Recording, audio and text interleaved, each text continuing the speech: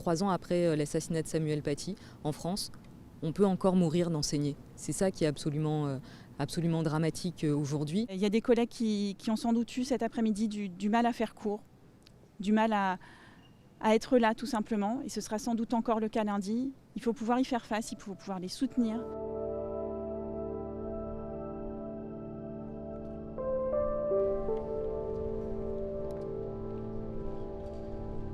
L'école et la République sont à nouveau mises à l'épreuve.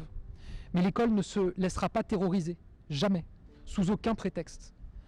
Nous ne céderons pas un pouce de notre liberté à aucun terroriste, aussi barbare soit-il.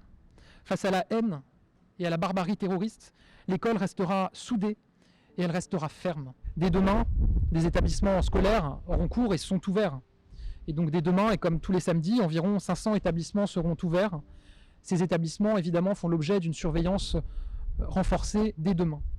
Par ailleurs, nous avons décidé de déployer près de 1000 personnels de prévention et de sécurité du ministère dans les écoles et les établissements scolaires. J'ai donc décidé, et c'était une demande forte des organisations syndicales, de réactiver les dispositifs d'écoute pour les personnels de l'éducation nationale qui avaient été mis en place après l'assassinat de Samuel Paty il y a 3 ans.